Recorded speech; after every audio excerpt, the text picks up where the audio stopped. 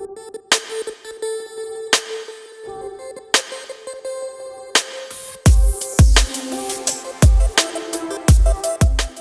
going to kick it off first off and welcome you here. I think you've been here for some of our Biz in the Backyards, but first time getting down to sit and talk to you and interview a little bit about what makes you you. Tell me how you got here, maybe from a leadership standpoint first.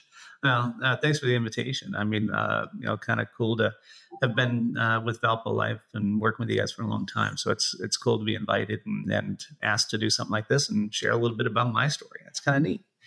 Who am I? My name's Brent Lakia. I'm a veterinarian. I'm a partner at Vale Park Animal Hospital. I guess about me, I was as a kid, and we had animals growing up, and I always loved spending time with the animals, cats, dogs, chickens, whatever we had. I'd always get out there and be around them. You could relate to them. Yeah.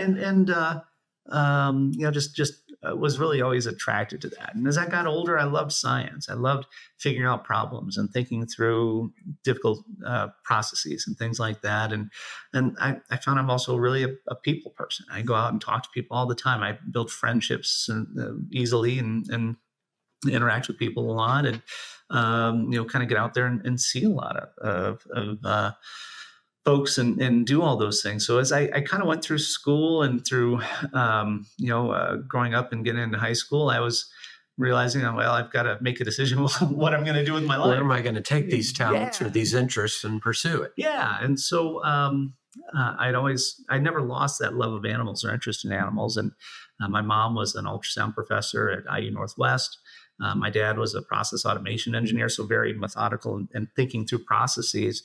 And, I loved medicine and I loved animals. And I said, you know what, I'm going to just see what happens. And I want to be a vet. So I'm going to check it out. Yeah. So I put in an application in my senior year of high school at Vale Park Animal Hospital back in 1998.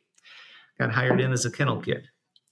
And that first week, I was like, this is where I belong. It was so strange. You just knew. Yeah, it was so fascinating because I loved, I watched the doctors interact with the clients and with the patients and, the bonds they build.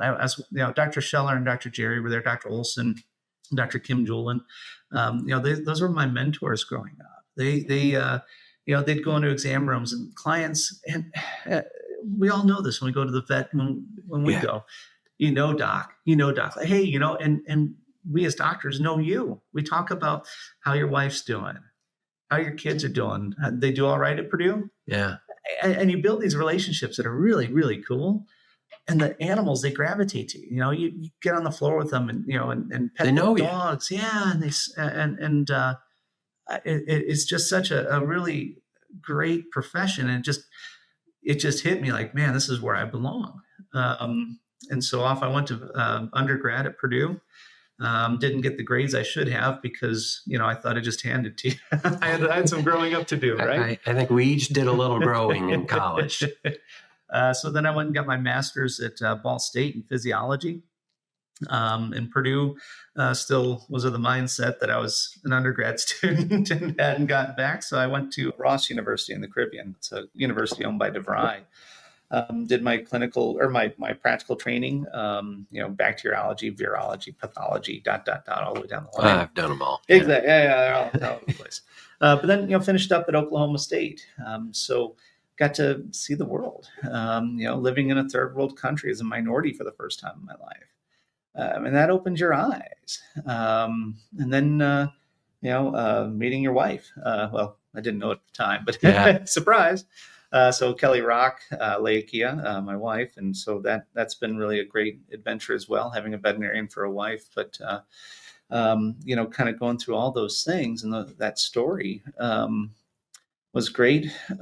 We moved to Cincinnati. I worked in multi-specialty ER, did that for 3 years, had our first kid, had our second one cooking, moved up to Milwaukee, kind of did the same thing. Had our third kid after we had the second. And That's how it goes. It does, yeah. Yeah. Order. I mean, yeah. I know you're a doc of Yeah, animals, yeah, but that's yeah. how it goes in You'd humans think too. that two doctors, never mind, would have figured stuff out too. But yeah, it was great. And then 2016, Dr. Scheller called me up, said, "Hey, you're ready to move home yet?" And I did. And so I started as a kennel kid. Every summer during undergrad and grad school, I'd come home and work in the clinic. So for 8 years, I was in there doing just about every role besides being a doctor and a technician, and seeing how a clinic operates and how it's run, and getting the background and getting the feel for doing it, not being above any job that you do in that practice. And then coming back as an associate and being a veterinarian, and eventually becoming partner and helping to manage the place. So I moved back in 2016, bought in 2018, and been a partner with Dr. Scheller ever since. We opened the new building. Beautiful. Thank you. Yeah. There's a lot of people that would like to stay at a place that nice. Yeah. And it's been a really cool adventure, and the growth that's been able to happen because of it.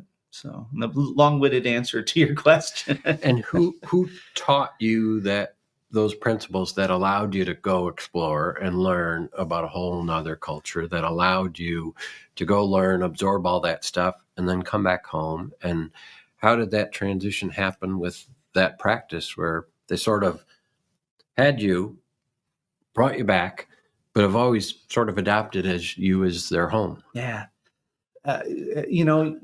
One is, I think my folks, they always encouraged me because they always saw me light up when I talked about vet med. So they were like, "Hey, don't give up.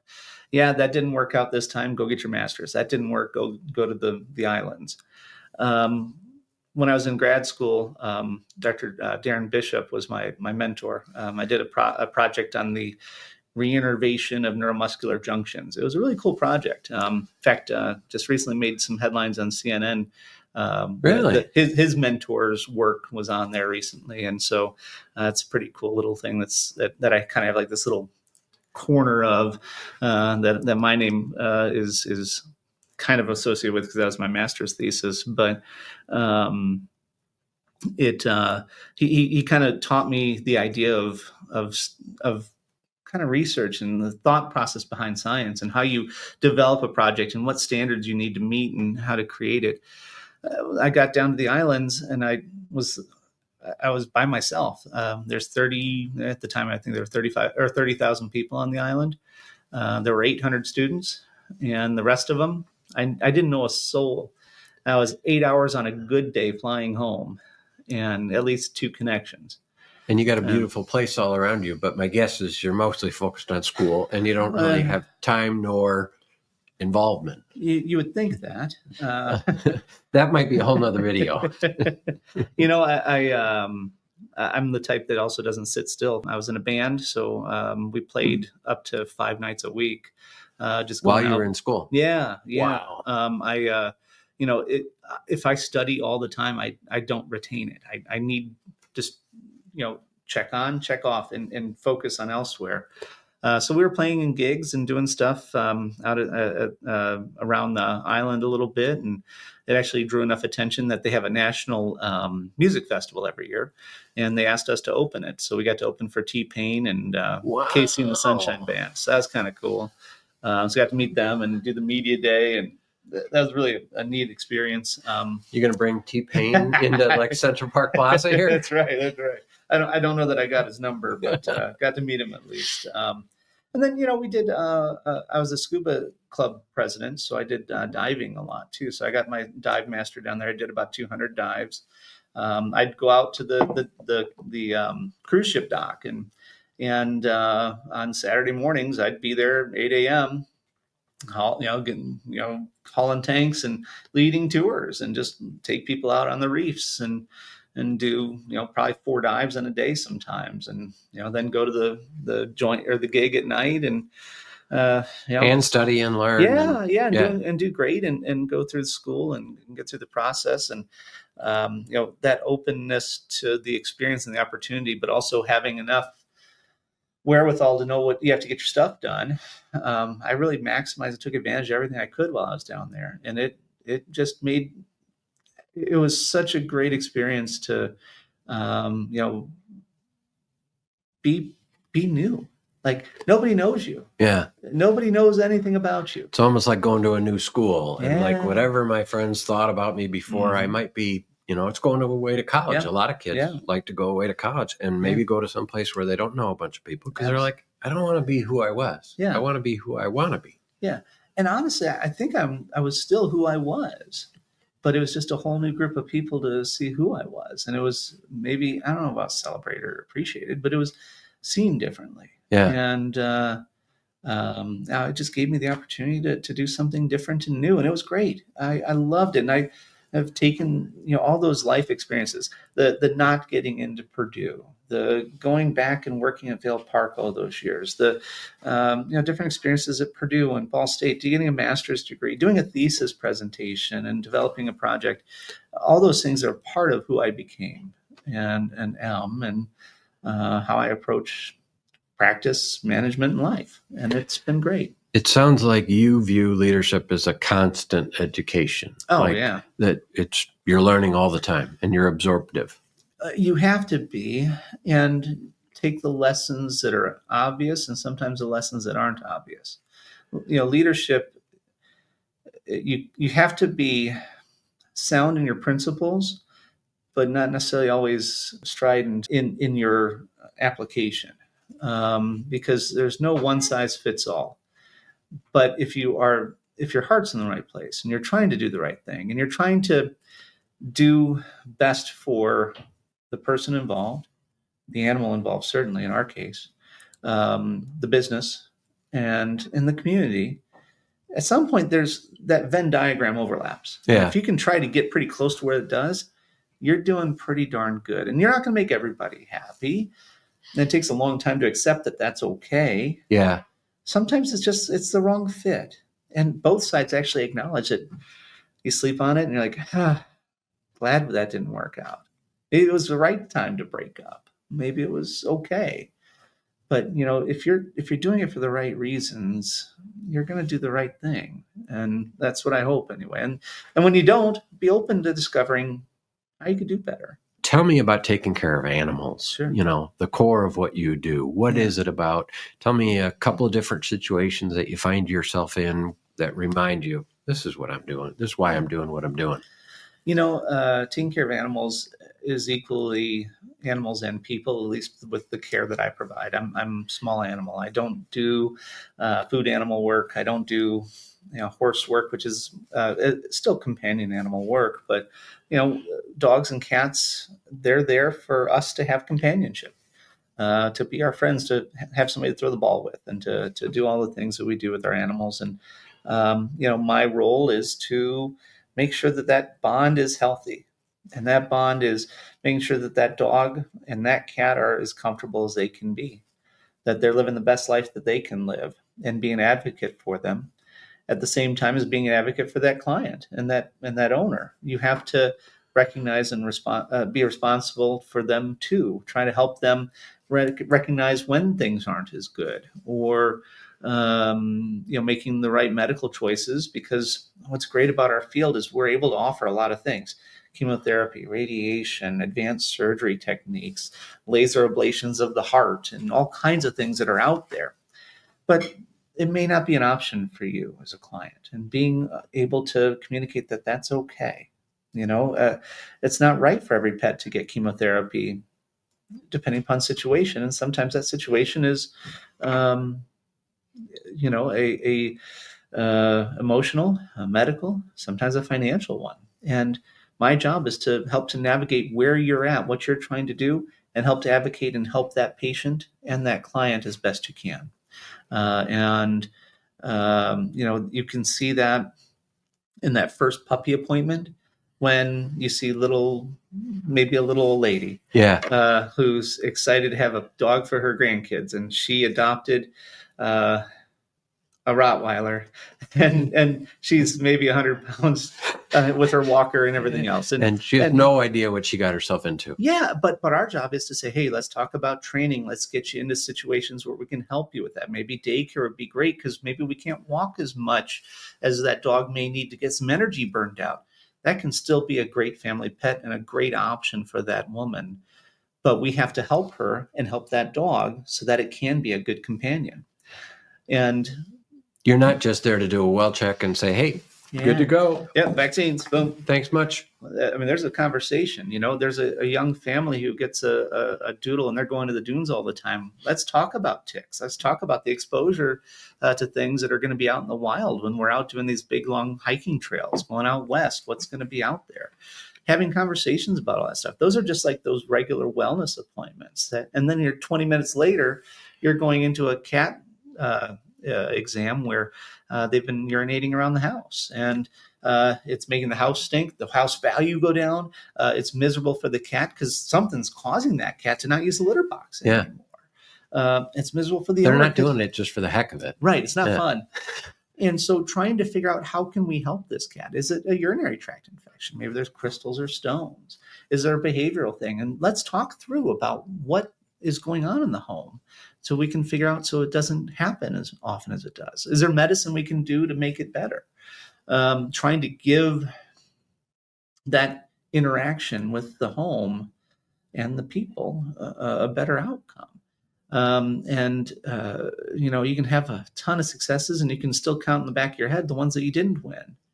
Do your best not to take those home with you, because it hurts us too, because you want those outcomes where you see them walking down the street, or the next time you come in a year later and it's like, oh my God, remember how we talked about? Yeah. Well, we did this and we're down 20 pounds because we did the food trial or difference, and we're not licking our feet anymore or chewing.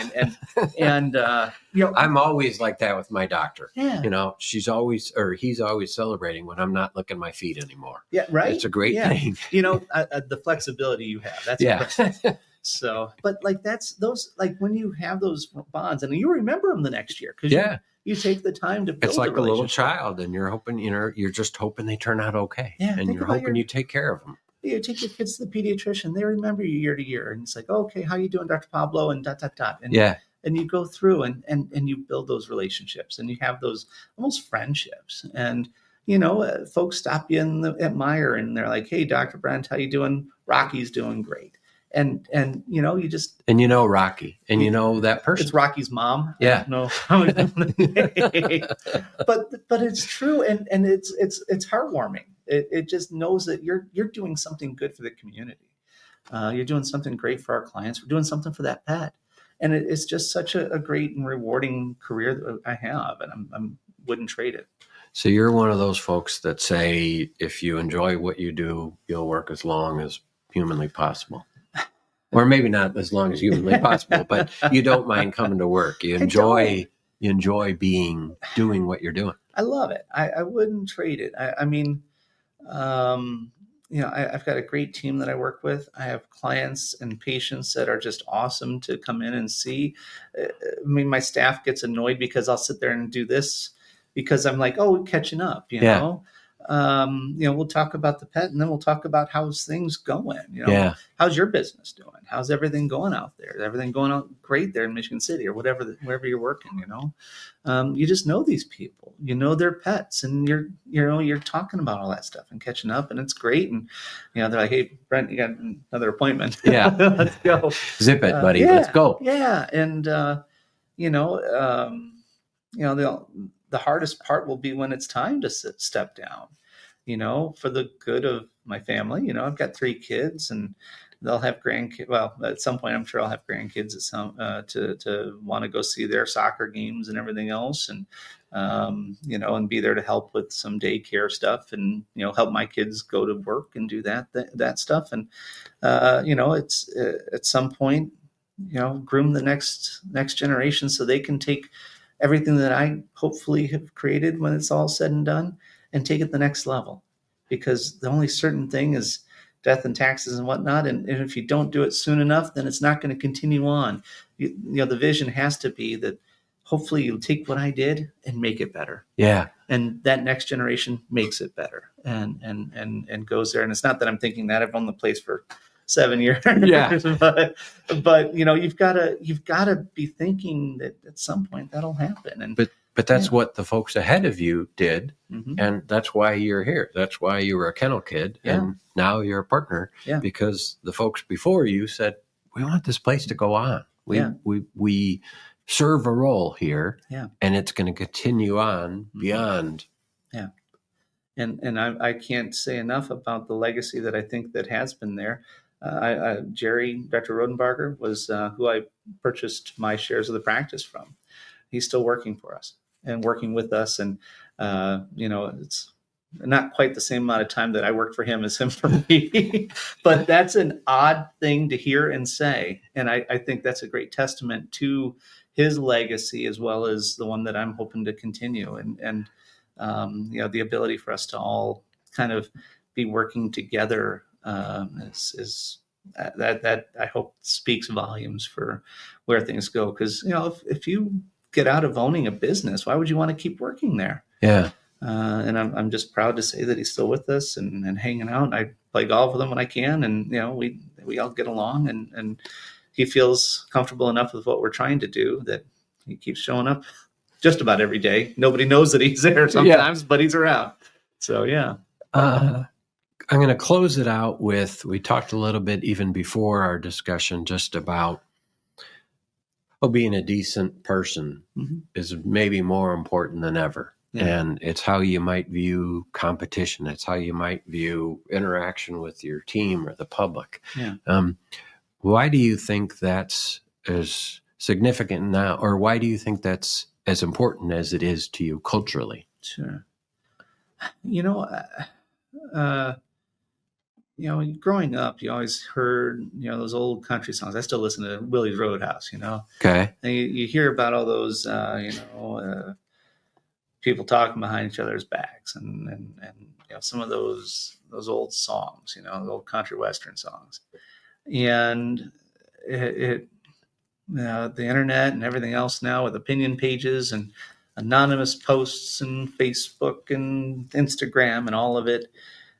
It's really easy to say whatever the heck you want about somebody and not have to stand in front of them, back it up, and go through things. And we're all guilty of it. Yeah. We all have opinions. We all have thoughts. And we all have, feelings and such. But we let the lips start moving before the brain's fully thinking. Mm-hmm. And, there's opinions we all have of each other. And that's okay. Those are things that I've heard said about me to my face, and I respect the people who can say it. I don't like it. It's not comfortable to hear. But there's the other side of it, that it sounds awful. I can have friends and know their weaknesses, and when you say their weaknesses, it sounds like slander, and it's not. It's just acknowledgement of our strengths and weaknesses. The more you can reach out and acknowledge, understand, and be that person, the more grace we're going to build in our society, and that allows us to recognize why we're all here. I mean, we're in a country that we've been blessed with so much. Having lived abroad, I know what the blessings are of living in this country and living in this community in Valparaiso and Chesterton and Porter County. We are just so blessed with everything that we have. And don't get hung up on those small things. Like, the bigger picture is that, okay, we don't get along. Great. I won't be at the barbecue this year. That's cool. I'm not coming to the picnic. We'll walk on other sides of the road if we have to. Whatever. That's what it is. We're in the same. But you still have safe schools, safe streets, nice parks, awesome community, excellent economic opportunity. We're not dealing with any massive local or regional strife or conflict.